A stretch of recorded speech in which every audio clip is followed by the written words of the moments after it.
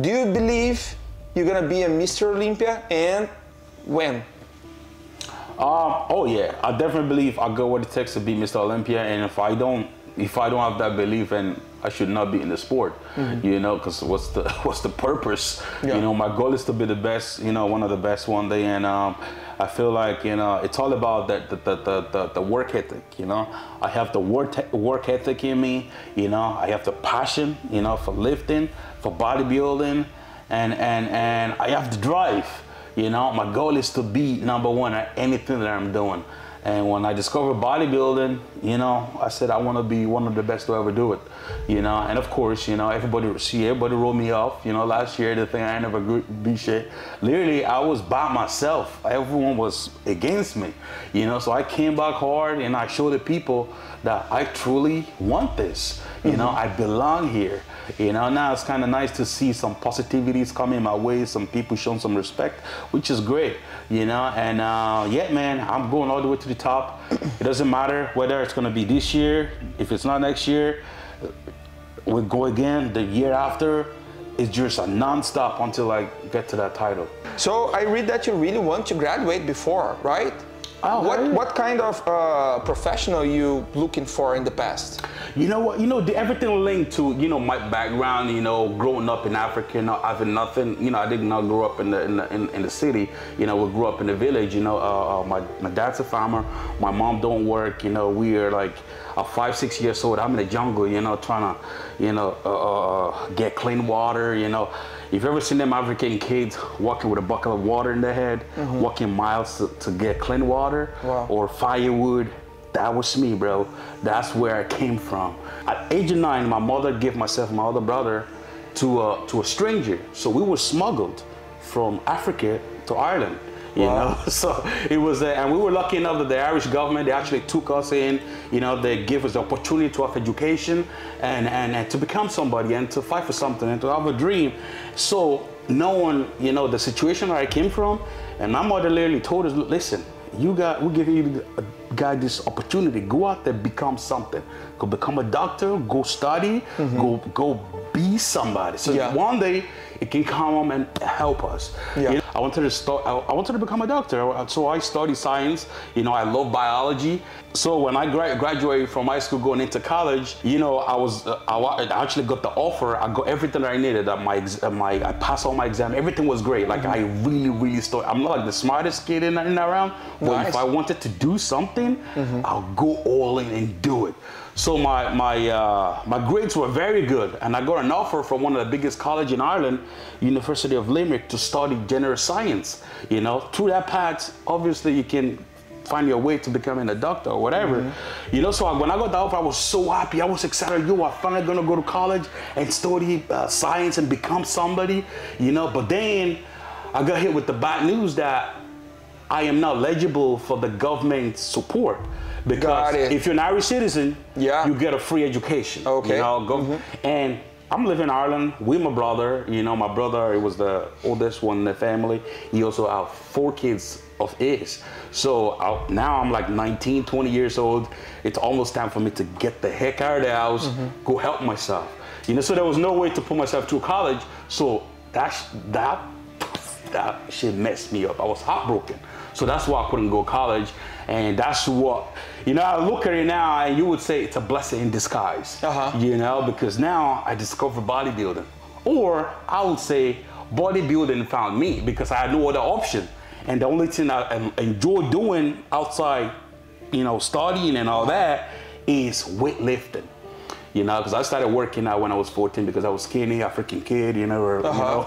So that's what got me to weightlifting. So when college didn't work out, I turned into fitness. I turned to fitness. And you found you have good genetic at the beginning? You know, I was always, I'm one of them ectomorph, you know, I'm like super skinny, but all muscle, you know, I was super lean.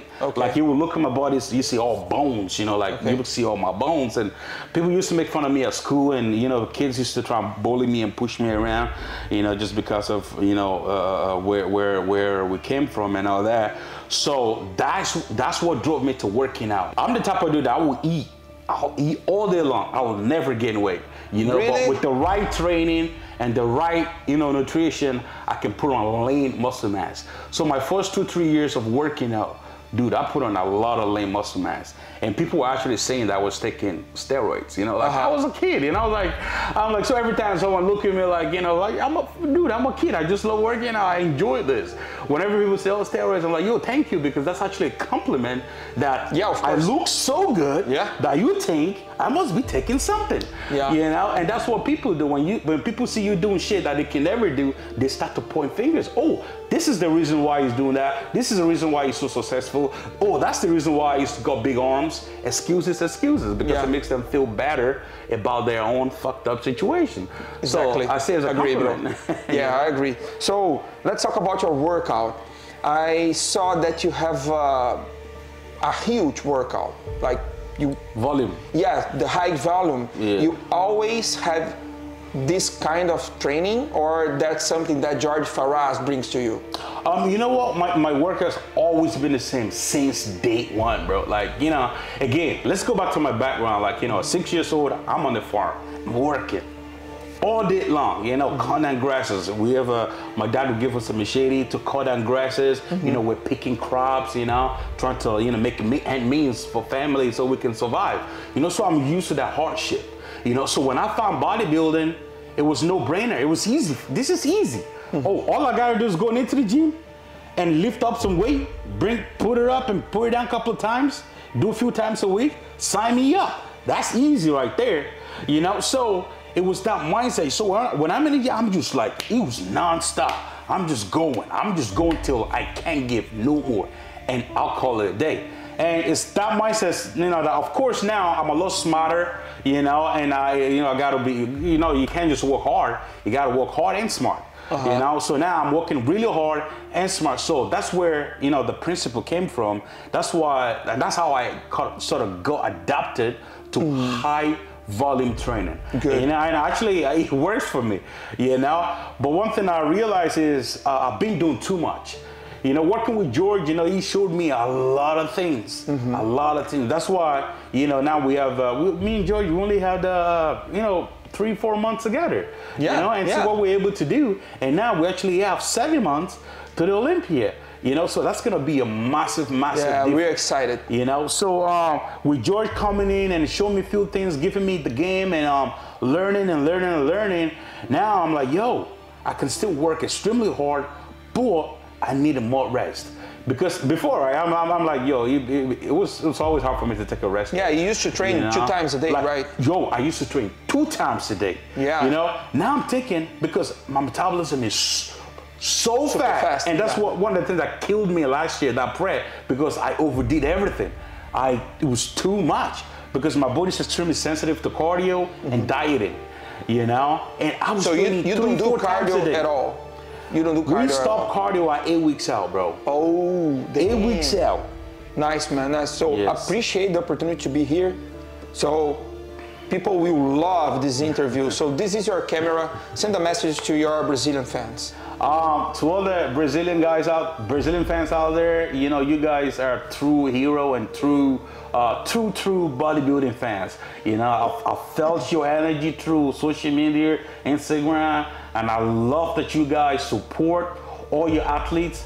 It's incredible. I've never seen anything like it. You know, so this is the reason why I love you guys so much. And my goal is one day to come to Brazil. And yeah, man. And any of you guys out there, you know, who have a dream to become somebody in life, to become a bodybuilder, listen, you just gotta believe in yourself. And trust me, people will write you off. People will doubt you, but you have to expect those negativities. You take those negativities in and you store them positively and use them as fuel.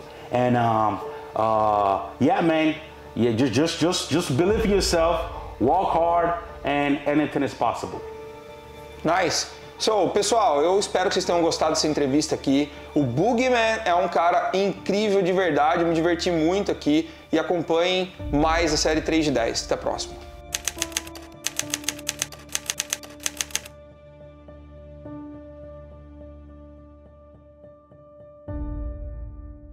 you forgot something, bro. You see What? what I'm wearing, bro? Oh, King of New York, dude, baby. The King of New King York. of New York, baby. You already know. Shit. The King of New York in the house. You already know. So right now, you are the true address King of New me York. accordingly. So I heard that you were. No, before every question you say Yeah. King. King. I heard. Okay, King. I heard. He said King.